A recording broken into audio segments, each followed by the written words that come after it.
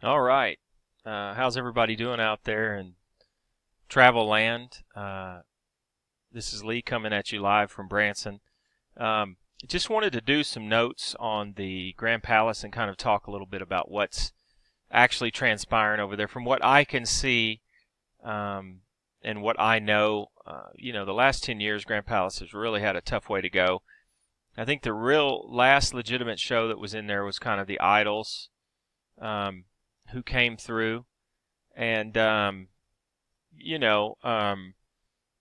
kind of went downhill from there. But they were still trying. I always have a phrase: too much theater, not enough show. So that's just coming from the marketing world. Too much theater, not enough show. Too many seats, not enough show. And the Palace has 4,000 seats, and it's just a magnificent place. Built in the early 90s, and Glenn Campbell and what was her name? Well, anyway, Glenn Campbell and a Mandrell sister. I think it was Louise. She had been performing at Roy Clark's, and they got started and were hosting the Grand Palace, and they had their shows in there. But anyway, it's had an amazing run of entertainers.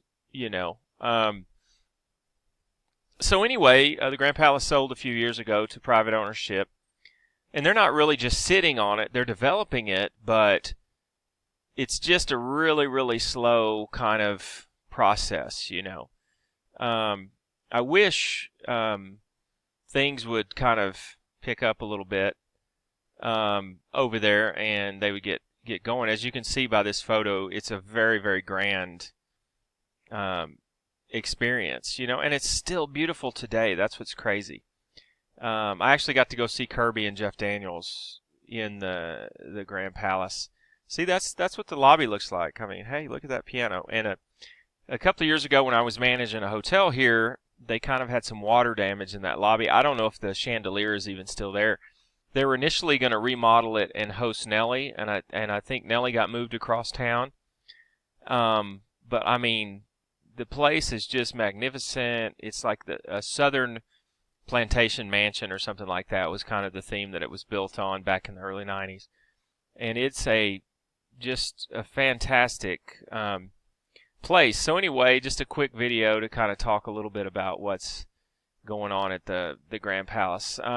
New ownership took over, and they kind of see the business model, I think, different than maybe the previous owners, because the other business model kind of faded away, mid 2000s, late 2000s, and they finally decided, too much theater, not enough show. And they were trying to bring big shows in there, but at that time, we didn't have any theater doing 4,000 seats. Now, they did bring Carrie Underwood in, I think in 07, 06, 07. She sold that place out in like an hour and a half. And that's the kind of talent they needed to have in there, but that sort of thing was only going to work maybe once a week because of all the traffic and all the rigmarole that kind of goes on there, but just a very challenging time for that whole thing. So too much theater, not enough show. 4,000 seats.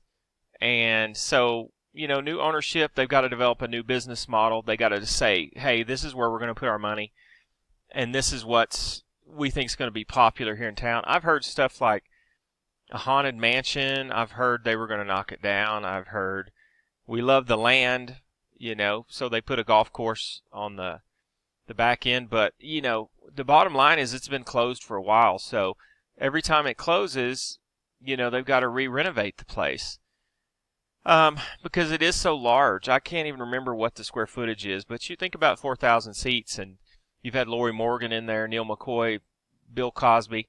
Notice the long pause when I said Bill Cosby. So we've had some great folks in there. So it's a great location, lots of promise. So there's a lot of potential there, but you've also got to look at our market out here, and you got to say, okay, this will work here or this won't work. I mean, regular shows, pulling 100 seats a night, unless you're Clay Cooper or you're the Haygoods or, they're selling the theater out, and they've really created their niche here, and that's a good thing. That's a good thing that these shows are still thriving. I don't know how satisfied they are. I think they're doing great. I think they are very satisfied. So this is a great market to do that in. But there's always been tons of rumors. It was always rumored that they were going to have the largest haunted house in Missouri. So post your comments below. Tell me what you think. Tell me if you think, what would be a good idea to put in here. Maybe this would help the owners kind of get going. I know they're taking leasing information and they're doing updates. It's BransonEntertainmentCenter.com, I think. So send them a line and say, hey, so like and subscribe my video and see what can come about this. BransonIsFun.com is the website, as always. And like us on Facebook and BransonIsFun.com. We're there for more updates. Thank you.